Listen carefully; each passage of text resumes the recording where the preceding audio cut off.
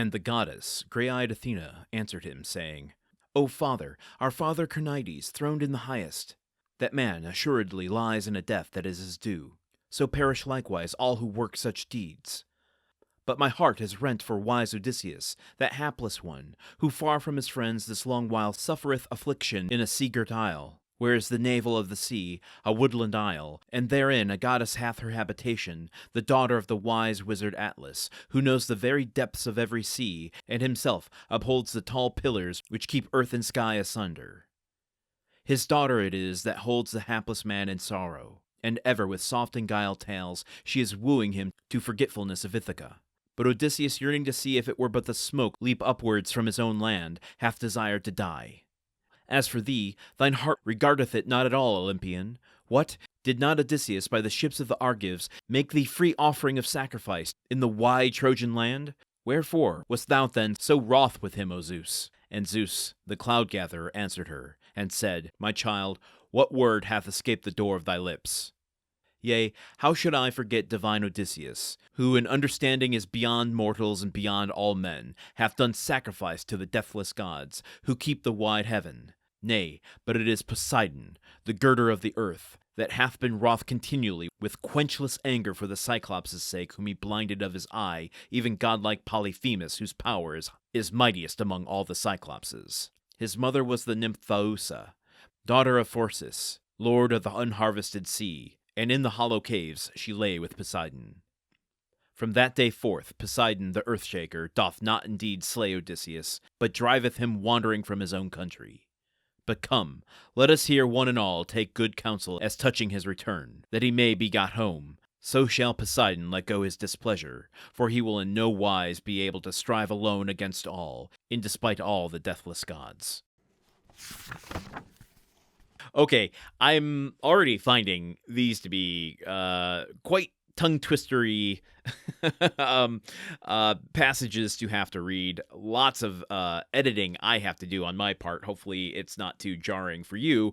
I'm cutting out many false takes as I have to read lines like, who far from his friends this long while suffereth affliction in a sea-girt isle. Suffereth affliction is a tongue twister I dare you to try out loud right now. At a certain point, I felt like Sylvester the Cat from Looney Tunes. Enunciation is not something I've ever really been good at and have to work very hard at. So thank you for your kindness and patience as I try to get through these. And before we go into what is happening here, also just want to acknowledge some of the archaic words. There's words like wherefore. Now, if you aren't very familiar with ancient texts, even up to Shakespeare, some of these words can be misleading. Now, I remember back in my online dating days, for some reason, OkCupid had those compatibility questions you can ask, and they had a question that said, "What does wherefore mean?" And it was multiple choice, and you can choose, where, how, why, etc. Wherefore, the definition of wherefore is why. So that last question that Athena asks Zeus, "Wherefore wast thou then so wroth with him, O Zeus?" She was actually saying, Dad, why were you so mad at Odysseus? And that segues us very nicely into breaking down today's passage. Yesterday, we ended with Zeus reflecting on Aegisthus and his evil deeds despite the warnings against killing a man and stealing his wife, essentially. And Athena jumps in here saying, yeah, Dad, we got it, of course, but, that guy is gonna get his dues. He's got his comeuppance, it's coming to him, but, there's this Odysseus guy, and why have we forgotten him? Why have the gods allowed him to suffer all this time, when all he wants to do is get home? Right now, this very moment, he is being lulled into forgetfulness by the sea nymph, and all we're doing here is talking about other men and forgetting about this man, Odysseus, who has sacrificed so much to us, the gods, without doing much about it. And Zeus is quick to correct the record, saying, "What are you even talking about, Athena? What word hath escaped the door of thy lips?" Great way to put it. Saying that it's not forgetfulness on the parts of the gods. He calls Odysseus divine Odysseus, who is an understanding beyond mortals and beyond all men. So Zeus even has a favorable impression of Odysseus, but then Zeus goes and hangs Poseidon out to dry here, saying, yeah, we haven't forgotten about him. We aren't the ones leading him astray. It's Poseidon, who isn't here today. He can't face us, and he can't be here to speak on behalf of his actions, but he's the one that is out there leading him astray. Apparently, Odysseus blinded Polyphemus, who's a Cyclops, and was the son of a nymph, Phausa, who was the daughter of Phorcys, and Phorcys was one of Poseidon's lovers. So essentially that's saying Poseidon is taking up the anger on behalf of his mistress's grandson. You got that?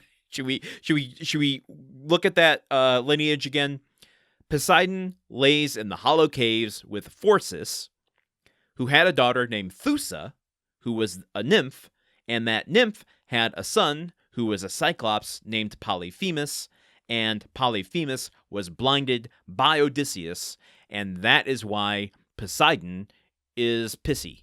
He is upset on behalf of Polyphemus, and thus, quote, "From that day forth, Poseidon the Earthshaker doth not indeed slay Odysseus, but driveth him wandering from his own country." We don't know why. I'm sorry. We don't know wherefore, but maybe that will come out. What I find kind of interesting is, these are all the iconic things that we know of the Odyssey, and it's talking about them in kind of past tense.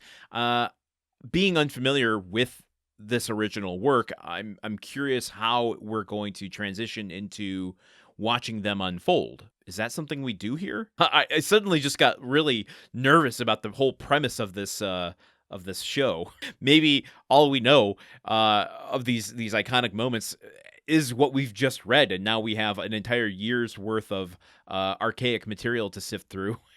I don't know I have no idea what's ahead of us, folks. That's the exciting part of the show. So, again, today's episode, a little bit longer. As we go through these, I'm going to start going deeper into some of the individual gods, what they were gods of, what their lineage is, who they're related to, just facts about them. I'll go into some stuff about Homer eventually, but right now, I really just want to focus us on orienting the story. And I think at least I am starting to have an understanding of what's going on here.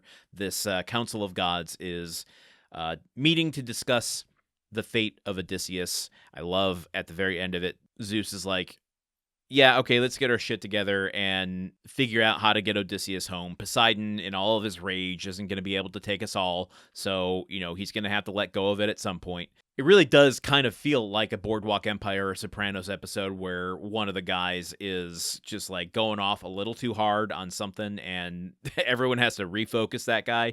Be like, listen, we get it. You're not saying you're wrong, but you gotta get your shit together.